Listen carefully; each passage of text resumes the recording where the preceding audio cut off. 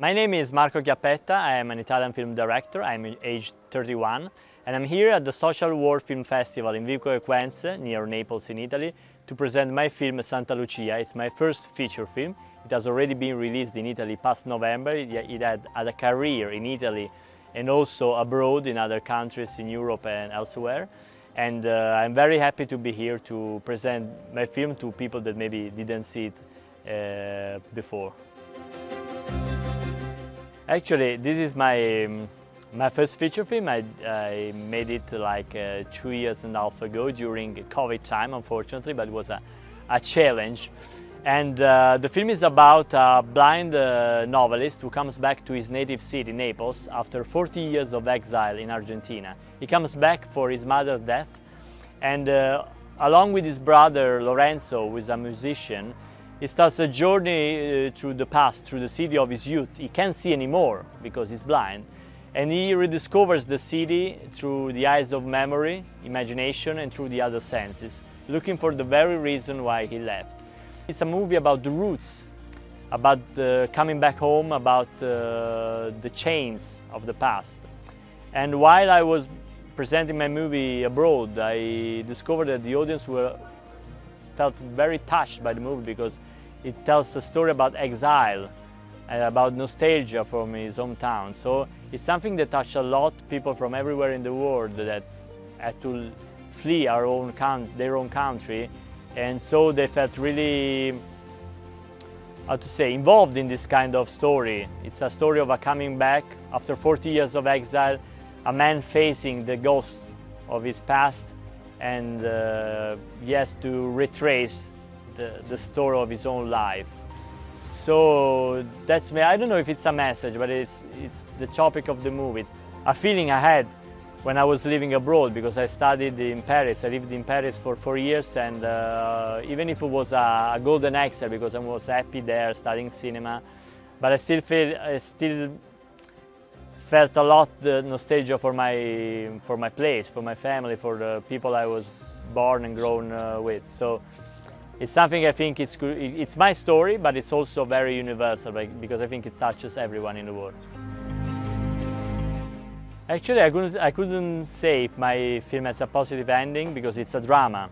So the main character has to face a lot of traumas, a lot of dark memories from his past. So actually, I wouldn't spoil the ending, of course, but in some ways it comes to terms with his own life, with the things he lost, the people he lost, and the feeling of waste, actually, wasting his own life far from his home, far from his family, far from his city.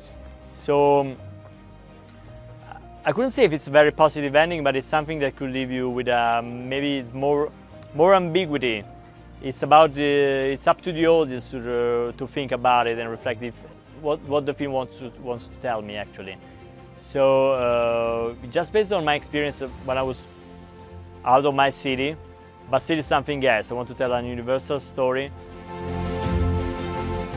No, actually, what inspired me to make this movie was actually in the beginning just my feeling of living abroad. Actually, the main character, as I told you, is a blind man. So while I was living in Paris, I used to walk by the river Seine and by the streets in Paris. And as a joke, I used to walk with my eyes closed, like a blind man. And that helped me to smell the smells, actually, of Paris, to imagine the river was actually the sea of my city, Naples. So I rebuilt the image of my city in my own mind. There wasn't the Naples I was born in, it wasn't a realistic Naples, but it was something else. It was an inner place where I usually went with my mind. Actually, I was inspired for the main character. That's one of the sources of my inspiration. Was Argentinian poet Borges, who actually was blind. He lived in exile in Europe, and he was blind, as I told you, and he wrote a poem, a collection of poems, in which he remembered his own city, Buenos Aires, but he couldn't see it because he was blind and it was far. it helped me a lot to build this character. I think you have to be a novelist because he builds his own words. He's somebody who works with creativity, who builds his own stories.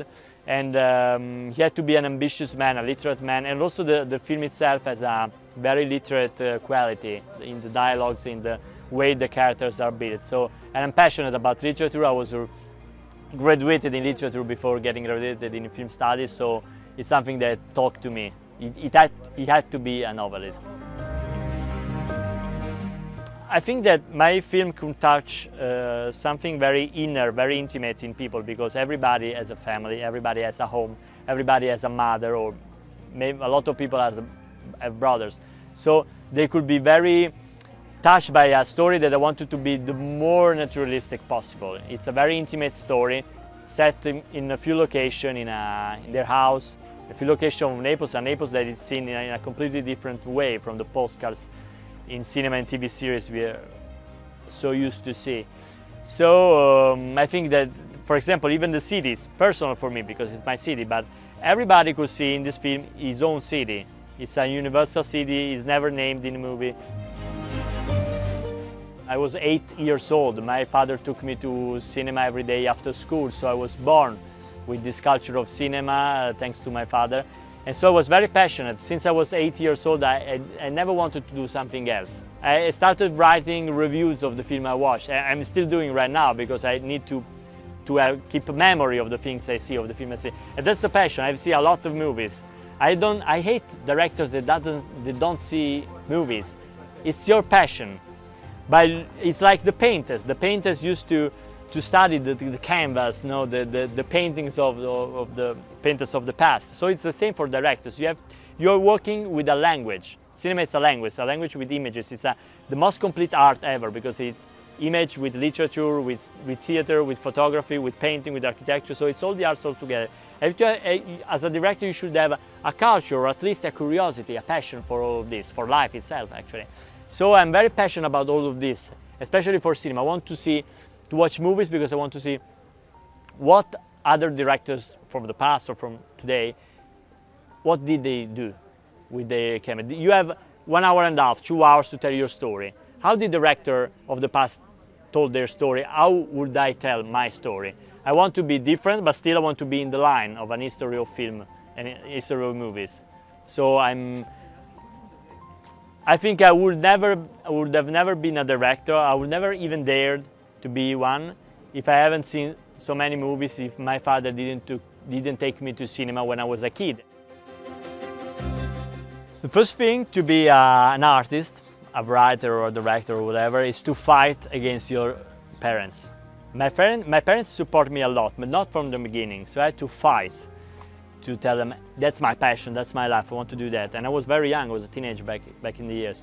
So I don't know how to be popular, I don't know how to be advanced or skilled as an artist. I don't know if I am or if I'll ever be. But I think that it's a job.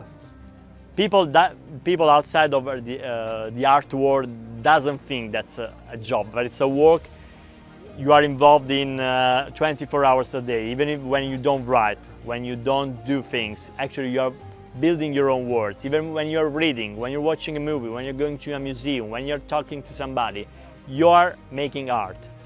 And as I told before, you need to be curious and be passionate about the things you see, and watch as much film as you can if you want to be a director, and read as many books as you can if you want to be a writer. Like any other job in the world, you have to be focused and fight all the time.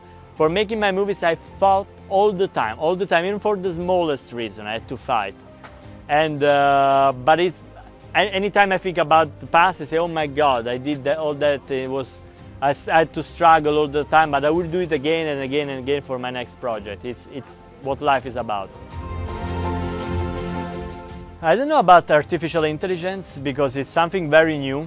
Actually, I didn't read too much because I have to say, I have some prejudice about it, because we have to embrace technology. Cinema is technology itself. Everything is technology in our life. I don't think that all the time technology helps us to have a better life. all the things made with technology, even films, or I think about video games, are still made by a human being, you know, by a team of human beings. So I couldn't barely think about something entirely made by a robot, actually by a computer. It's something that I'm not used to. I don't think it can work because an artificial intelligence doesn't have the experience of human life, the feelings. Actually, artificial intelligence could have read all the books I've never read and be fulfilled with a lot of information and skills I don't have. But who could ever go to watch a movie or something else made by something that's not a human being? I'm interested in the human touch, the human feeling. I think everything we do in real life had to be human.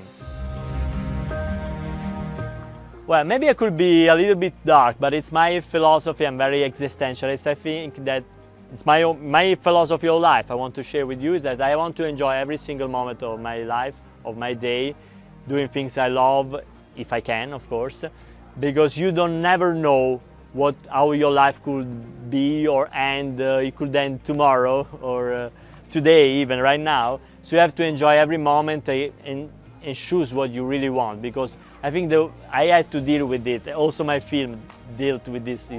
The worst thing in life is regret.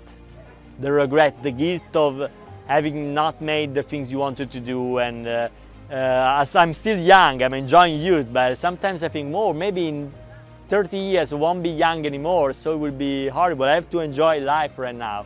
So what I'm telling to people from all ages, I have to enjoy even the small things in life. And for me, for example, I enjoy cinema, I enjoy art, I enjoy being in places like this, in Vico Equense, and travel a lot. So discover the world, because the world is very big. There are so many people interesting to meet.